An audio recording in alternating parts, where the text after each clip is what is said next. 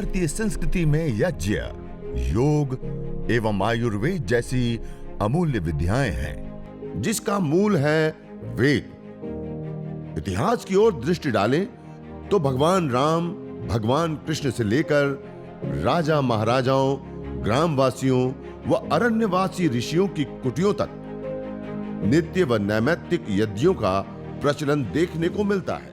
10 साल पुराना केस है हार्ट का, और मैंने स्वयं इनको देखा 10 साल पहले, तो एकदम लकड़ी हो गई थी, एक बिल्कुल ऐसी ऐसा हड्डी दिखाई देती थी। और इनको डॉक्टरों ने बोल दिया था कि अब ये बचेगी नहीं, अब ये अंतिम ये है, अगर तुमने ऑपरेशन नहीं करवाया तो थोड़े दिन की मेहमान हो।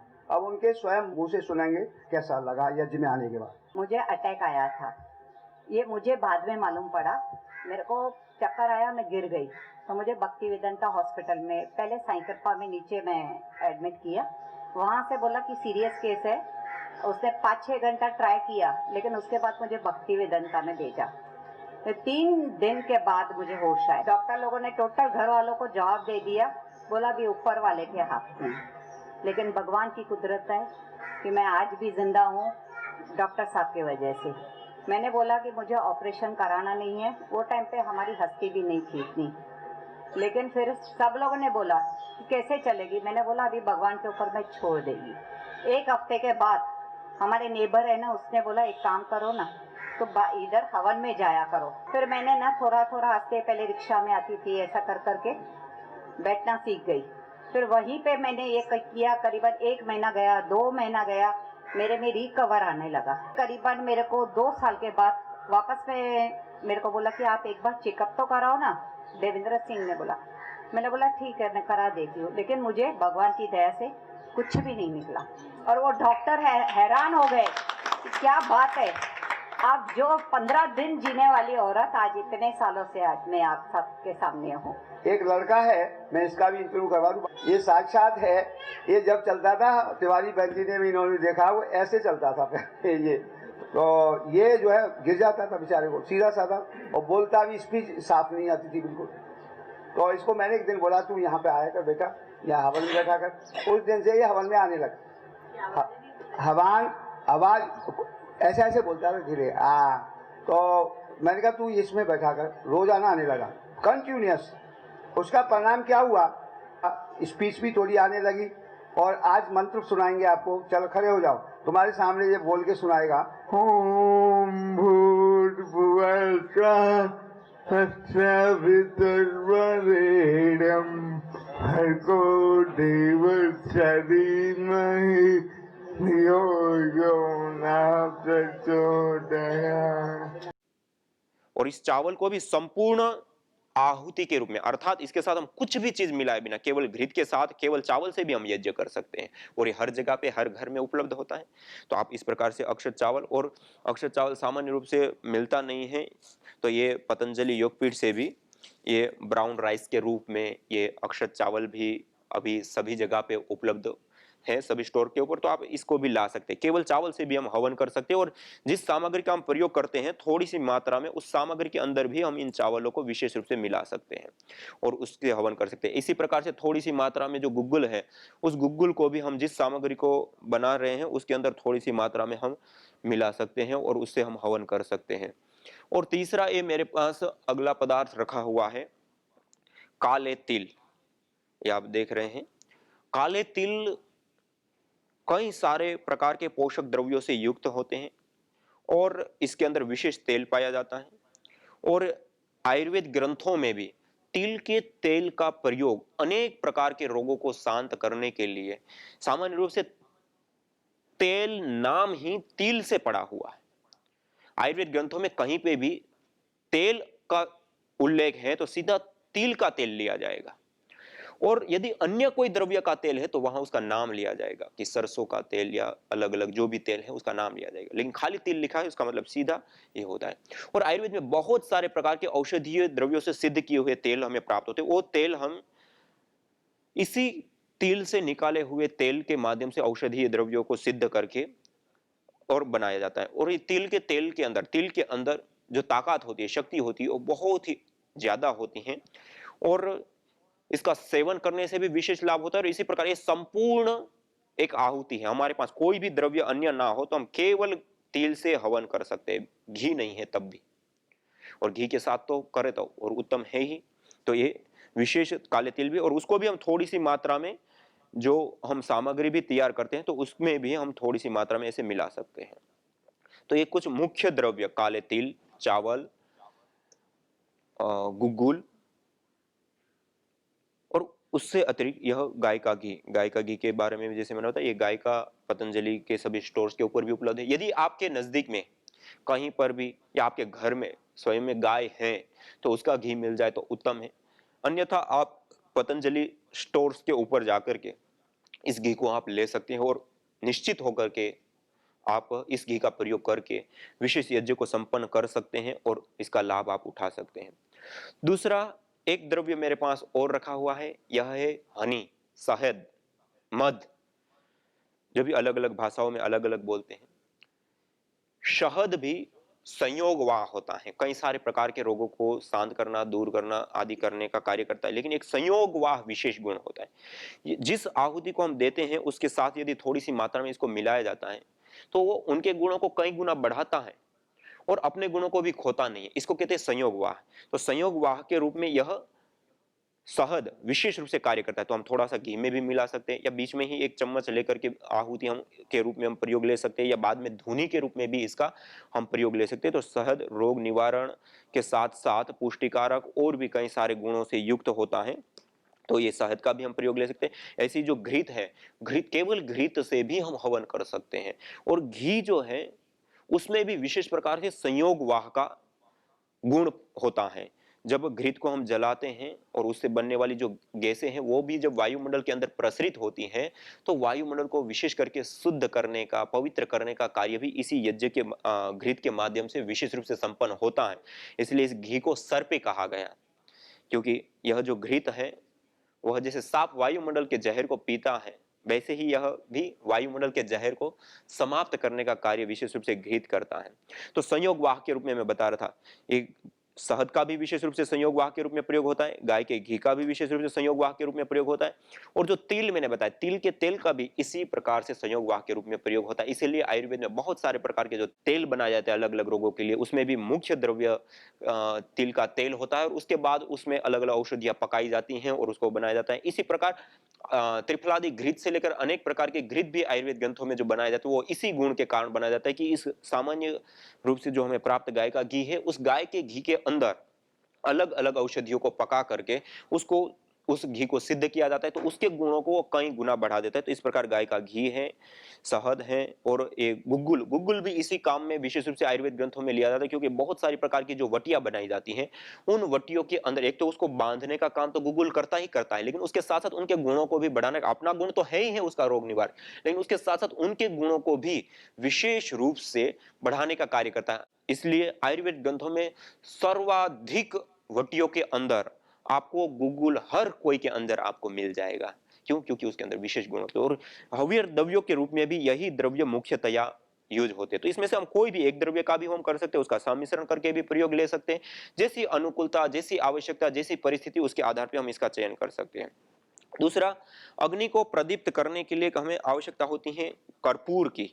ये मेरे पास कपूर रखा हुआ है, ये पतंजलि प्रीमियर कपूर है। आज बाजार में बहुत सारे कपूर उपलब्ध हैं, लेकिन वो कपूर में मिलावट आदि कई सारी प्रकार की समस्याएं रहती है, केमिकल्स आदि की। तो परम पूज्य श्रद्धेय स्वामी जी महाराज आचार्य जी ने ये प्रीमियर कपूर के रूप में, ये शुद्धतम कपूर के रूप में भी ये कपूर उपलब्ध कराया है। तो आप इस कपूर का भी प्रयोग विशेष रूप से अग्नि को प्रदीप्त आदि करने के लिए, या अंगारों के ऊपर बाद में रख करके उसकी धुनी करने के लिए, बैक्टीरिया वायरस आदि से बचाव के लिए आप इस कपूर का विशेष रूप से प्रयोग ले सकते हैं।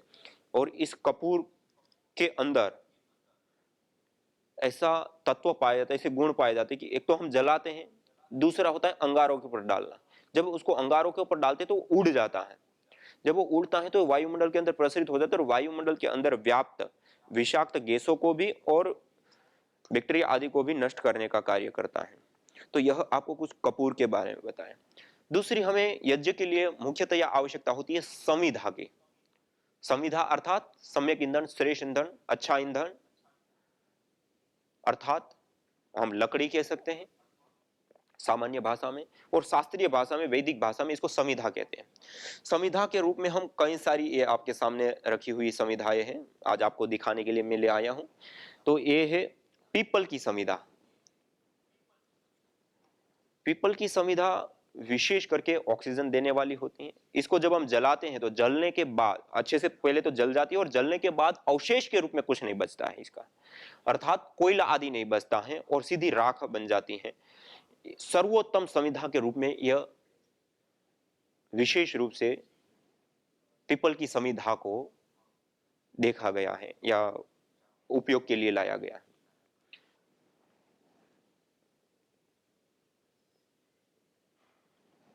पीपल की समिधा के बाद ये हमारे पास दूसरी समिधा रखी हुई है, बरगद की समिधा। बरगद की समिधा जो छोटी छोटी टहनियां होती हैं, उसको जब गिर जाती हैं तो उसको ला करके, ये छिलके सहित बरगद की समिधा है, और ये छिलके सहित पीपल की समिधाएं हैं।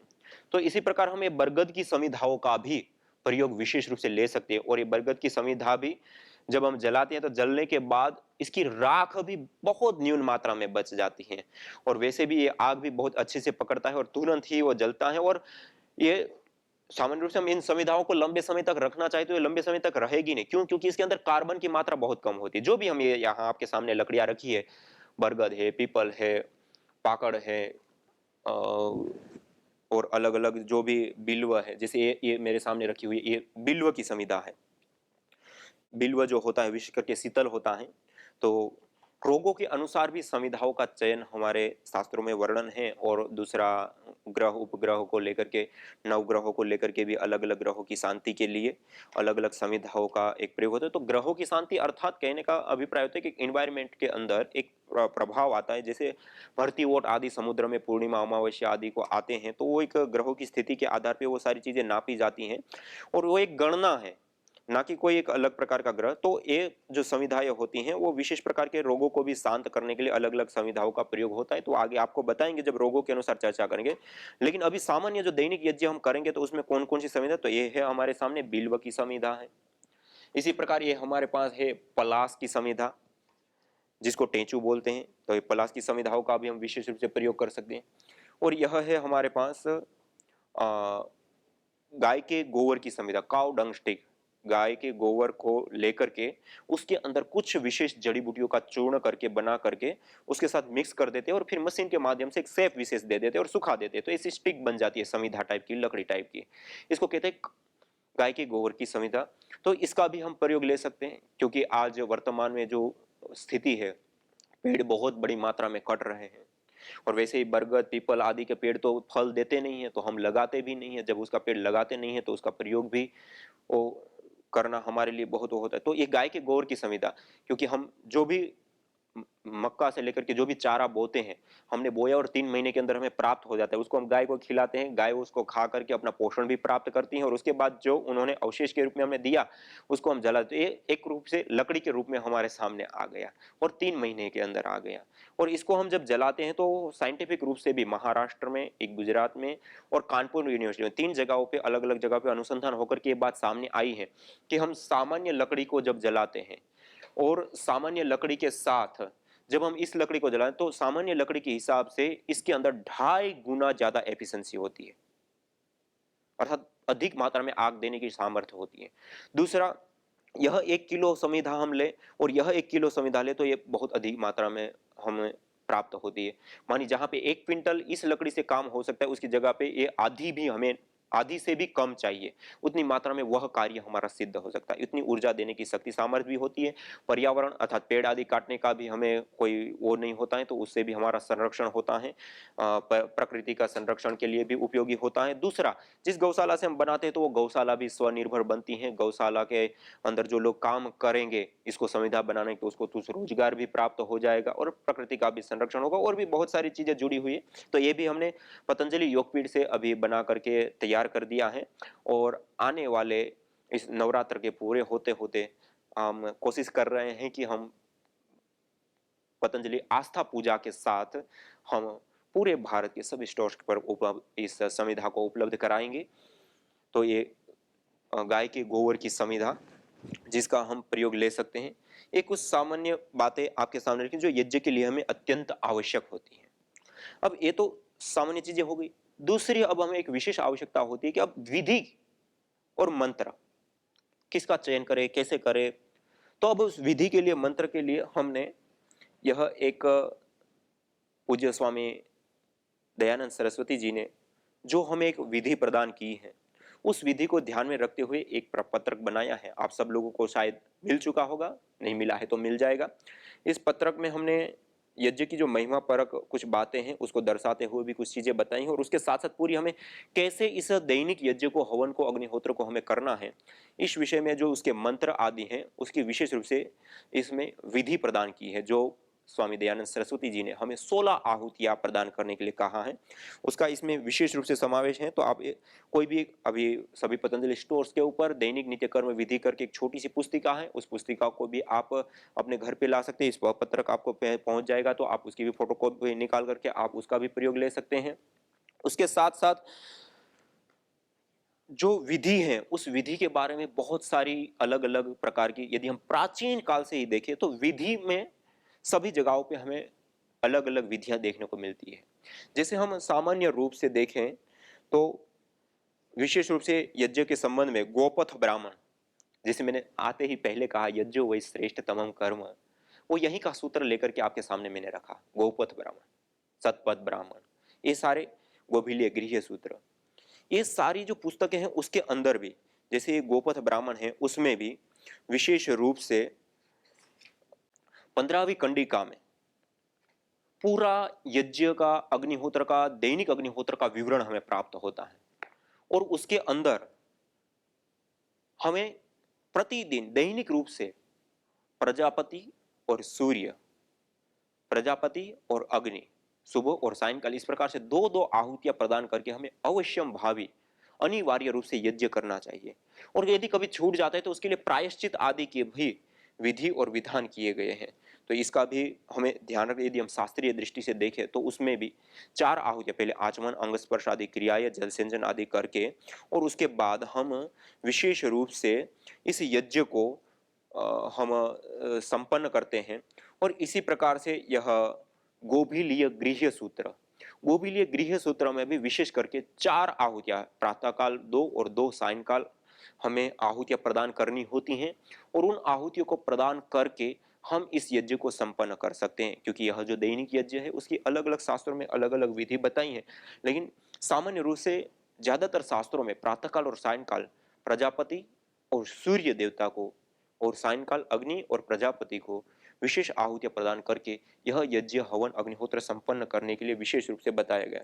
और इसी प्रकार मनुस्मृति में भी अलग अलग जगहों पे अलग अलग रूपों में जो बताया गया है। तो आपके सामने मैं कुछ चीजें इसलिए रख रहा हूं क्योंकि आप सब इन शास्त्रों को पढ़ पाए तो अच्छी बात है, ना पढ़ पाए तो कम से कम हमारे सामने इतनी छोटी छोटी जो बातें हैं वह बातें आ पाए, और आती हैं तो हमें विशेष रूप से उसका लाभ प्राप्त होता है। तो यहाँ पर भी विशेष रूप से मनुस्मृति में पंच महायज्ञ विषयक जो पूरा प्रकरण दिया है 3य अध्याय में, वहां पर भी पंच सुना आदि करके अलग अलग मंत्रों के माध्यम से, श्लोकों के माध्यम से, और देवता, अतिथि, भृत्य आदि जो पंच महायज्ञ मानी, जो देव यज्ञ, ब्रह्म यज्ञ, अतिथि यज्ञ आदि पंच महायज्ञों का वर्णन किया है। तो उन पंच महायज्ञों को हमें प्रतिदिन करना चाहिए, और जो उस पंच महायज्ञों को नहीं करता है वह इस धरती पर रहता हुआ भी, श्वास लेता हुआ भी वह मुर्दा है, ऐसी ऐसी कठोर भाषा में भी मनुस्मृति में बताया है। और इतना ही नहीं, मनुस्मृति में ही नहीं, उसके मनुस्मृति के साथ साथ अन्य ग्रंथों में भी स्वामी दयानंद सरस्वती जी ने भी पंच महायज्ञ विधि से लेकर के जो अलग अलग विधि प्रदान की है, वहां पर भी हमें इस विधि को लेकर के कई सारी अलग अलग पद्धतियां देखने को मिलती है। ये स्वामी दयानंद सरस्वती जी द्वारा प्रदत्त यह 4 ग्रंथ जो अमूल्य है हम सब लोगों के लिए, एक तो है पंच महायज्ञ विधि। इन पंच महायज्ञ विधि में जो अग्निहोत्र की विधि बताई है उसमें मुख्यतया 16 आहुति, 4 प्रातःकालीन, 4 सायंकालीन, आघारावाज्य भाग आहुति 4, और उसके बाद पंच उभयकालीन आहुतियां और ओम सर्वम वै पूर्णं स्वाहा 3 बार बोलते हुए आहुति देने का विशेष रूप से विधान किया हुआ है। तो इन 16 आहुतियों को इसी प्रकार से जब हम संस्कार विधि को देखते हैं तो संस्कार विधि में और थोड़ा सा अलग वर्णन मिलता है। उसमें आपो ज्योति रसोमृतम ब्रह्म भूर्भुवः स्वरम स्वाहा से आगे और 3 मंत्र या मेधाम, विश्वानिदेव, अग्निनय, इन तीन को और शामिल करते हुए और ओम सर्वम वै पूर्णम स्वाहा को अलग करते हुए 16 आहुतियों का वर्णन किया हुआ है। इसी प्रकार हम सत्यार्थ प्रकाश में देखें तो सत्यार्थ प्रकाश में भी विशेष करके तीसरे समूल्लास के अंदर यज्ञ की विधि के बारे में वहां पे बताया गया है और यहाँ पर विशेष करके 5 मंत्र दिए गए हैं जो हमें उभयकालीन यज्ञों को करने के लिए कहा है। ओम भूरग्नये प्राणाय स्वाहा, भूर्वायवे अपानाय स्वाहा, स्वरादित्याय व्यानय स्वाहा, भूर्भुवः स्वर अग्निव्याय वादित्येभ्यः प्राणापान व्यानेभ्यः स्वाहा। इन 5 आहुतियों को देकर के और यदि साधक को करने की इच्छा है तो 2 मंत्र और बताएं, विश्वानि देव सवितर दुरितानि परासुव यद भद्रम तन्न आसुव और गायत्री मंत्र ओम भूर्भुवः स्वः तत्सवितुर्वरेण्यं भर्गो देवस्य धीमहि धियो यो न प्रचोदयात्। इन 2 मंत्रों से जो उनकी इच्छा है, जितनी सामर्थ्य समय है उसके अनुसार वो आहुति दे, ऐसे लिखा है। तो भूरग्ने प्राणाय स्वाहा से लेकर जो 5 आहुतियां उभयकालीन है वो आहुतियां और उसके बाद गायत्री मंत्र या विश्वानि देव मंत्र से ही आहुति करने के लिए भी इस सत्यार्थ प्रकाश में लिख रखा है। इसी प्रकार जब हम ऋग्वेद आदि भाष्य भूमिका को देखते हैं तो ऋग्वेद आदि भाष्य भूमिका में भी विशेष रूप से हमें अंतर देखने को मिलता है। यहाँ पे ऋग्वेद आदि भाष्य भूमिका में जो अन्य मंत्र हैं उसको हटाते हुए जो प्रातःकालीन और सायंकालीन मंत्र विशेष रूप से दिए हैं, उभयकालीन 5 मंत्र दिए हैं और अंतिम में ओम सर्वम वै पूर्णम स्वाहा देते हुए इसको करने के लिए कहा। मानी स्वामी दयानंद सरस्वती जी ने भी जो यज्ञ की पद्धति प्रक्रिया हमें बताई है उसमें भी हर शास्त्र में उन्होंने अलग अलग रूप में बताने का प्रयास किया है, क्योंकि किसी की सामर्थ्य कुछ है, किसी की सामर्थ्य कुछ है। हर परिवार कोई अमीर है, कोई गरीब है, कोई किसी भी स्थिति में है, लेकिन यज्ञ अनिवार्य रूप से बताया गया है और बिना यजन के भोजन करना पाप माना गया। बिना यजन के अन्न नहीं खा रहा है वो व्यक्ति मल खा रहा है, ऐसे कठोर शब्दों में कहा गया है। तो हमारे जो शास्त्र की विधि है उसमें प्राचीन शास्त्रों में भी हमें विधि में परिवर्तन देखने को मिलता है, मानी डिफरेंट देखने को मिलता है। और स्वामी दयानंद सरस्वती जी ने भी जो हमें विधि बताई है, तो 4 उनके शास्त्र हैं, तो चारों में भी हमें अलग अलग जगहों पे अलग अलग आहुतियां देखने को मिलती हैं। तो कहने का अभिप्राय है कि यज्ञ होना बहुत जरूरी है। आप गायत्री मंत्र आपको इष्ट है, सरलता से आपका आता है, आप गायत्री मंत्र से करिए। विश्वानि देव मंत्र आता है उससे कीजिए। इससे अतिरिक्त उभयकालीन जो 5 मंत्र आपको ज्योति रसोमृतम आदि उन 5 मंत्रों से भी आप कर सकते हैं। इससे अतिरिक्त सूर्य ज्योति ज्योति आदि जो मंत्र हैं उससे भी आप कर सकते हैं, लेकिन करना बहुत जरूरी है। तो ये मंत्र के बारे में, कुछ विधि के बारे में मैंने सामान्य आपके सामने रखा। और ये 5 प्रकार के, ये जो हम यज्ञ की बात कर रहे हैं वो एक मुख्यतया 21 प्रकार के यज्ञ होते हैं जो हमारे शास्त्रों में बताए गए। कुल 21 प्रकार के यज्ञ होते हैं। ये गौतम धर्म सूत्र में विशेष करके ये 21 प्रकार के जो यज्ञ हैं उन यज्ञों का वर्णन हमें प्राप्त होता है और उसमें अलग अलग 3 संस्थानों में इसको बांटा गया है। उन 3 संस्थानों में एक तो अष्टका, फिर पार्वण, श्रद्धा, श्राद्ध, श्रावणी, अग्रायण, चैत्री और आवश्यक युजी, इनको पाक यज्ञ कहा गया। और इसी प्रकार से हवीर यज्ञ भी होते हैं, अग्न्याध्ययन, अग्निहोत्र, दर्श पौर्णमास, अग्रायण, चातुर्मास, निरूढ़ पशुबंध और सोत्रामणि, यह 7 हवीर यज्ञ होता है। और इसी प्रकार अग्निष्टोम, अति अग्निष्टोम, उक्थय, षोडशी, वाजपेयी और इतिराय और आप्तोर्याम, यह विशेष रूप से और 7 मानी 7 तेरी 21 प्रकार के यज्ञ मुख्यतया बताया गया। और गीता में ही इन्हीं सभी यज्ञों को 3 कैटेगरी में, सात्विक, राजसिक और तामसिक। मुझे 2 साल पहले सोराइसिस हुआ था और मतलब स्टार्टिंग हुआ था धीरे धीरे और घुटने तक फैल गया था पूरा। तो डॉक्टर साहब के पास जाता था, ट्रीटमेंट कराया, कुछ फ़ायदा नहीं हुआ। मतलब ईचिंग होना और मतलब फैलते ही आ रहा था वो धीरे धीरे करके। तो हमारे एक परम मित्र हैं शशिकांत वाजपेयी जी, तो उन्होंने बताया डॉक्टर साहब के बारे में कि आप एक काम करो अरुण भाई, आप हवन करते हैं डॉक्टर साहब, आप आके बैठ जाया करो खाली, वो कुछ मेडिसिन वगैरह नहीं देंगे, आप खाली हवन में बैठो, देखो आपको फ़ायदा होगा। तो उनकी बात का विश्वास करके मैंने हवन में आना स्टार्ट किया। सुबह शाम हवन में बैठता था मैं। तो उसके बाद क्या हुआ, मेरी पहले तो जो खुजलियाँ होती थी ना, ईचिंग होती थी ना, वो बंद हुई मेरी। और उसके बाद फिर जो उसमें से सफ़ेद कलर का पानी निकलता था वो बंद हुआ। और 15-20 दिन में, मतलब समझो ना 3 हफ्ते में मेरा वो बिल्कुल मतलब ख़त्म हो गया वो। मुझे पाँव में ब्लॉकेज हुआ था, उसकी वजह से ब्लड सर्कुलेशन नहीं हो रहा था। उसकी 7-8 साल मैंने डॉक्टर के पास ट्रीटमेंट ली पर कोई फ़र्क नहीं पड़ा। डॉक्टर ने बोला लास्ट में कि बाईपास करना पड़ेगा, तो वो तो इतनी छोटी एज में करना पॉसिबल नहीं है क्योंकि पूरी लाइफ है सामने। उसके बाद पापा ने सजेस्ट किया कि डॉक्टर के पास चलते हैं, मीरा रोड तारा सिंह जी के पास। यहाँ पे दिखाया, उसके बाद डॉक्टर अंकल ने बोला कि ऐसे ऐसे ट्रीटमेंट शुरू करेंगे तो अच्छा हो जाएगा। उसके बाद मैंने यहाँ 5-6 महीने ट्रीटमेंट ली, भवन में आके रोज़ बैठना सुबह, और धीरे धीरे धीरे धीरे अच्छा रिजल्ट आ गया। और अब भी मैं इतना अच्छी तरह चल सकती हूँ, खड़ी रह सकती हूँ, पाँव में ब्लड सर्कुलेशन भी उतना ही अच्छा हो रहा है, ना मुझे चलने में कोई प्रॉब्लम हो रही है, ना ऐसा कुछ पेन होना, सूनापन होना, क्योंकि ब्लड सर्कुलेशन ज़रा भी नहीं होता था, उसकी वजह से पाँव में सूनापन आ जाता था कि मुझे लगता था तो भी पता नहीं चलता था कि मुझे वहाँ पे लग रहा है कुछ, ज़रा भी वहाँ पे खून नहीं पहुँच रहा था।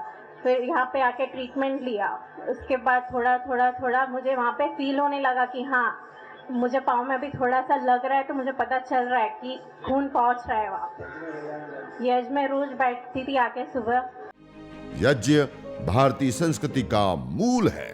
तो आइए हम संकल्प लें, संसार के श्रेष्ठतम कर्म यज्ञ को अपनाएं, पिंड और ब्रह्मांड में संतुलन कायम करने वाले यज्ञ को अपने जीवन का अभिन्न अंग बनाएं एवं प्रकृति मां के प्रति अपने ऋणों को अदा करें। विश्व स्वास्थ्य का एक नारा, यज्ञ से होगा जग उजियारा। भारतीय संस्कृति की अमूल्य विरासत यज्ञ की महिमा को जानने हेतु वैदिक चैनल पर प्रतिदिन प्रातः एवं सायं 11:30 बजे यज्ञ महिमा कार्यक्रम से जुड़े। विशेष जानकारी हेतु संपर्क करें। मोबाइल 9068565306।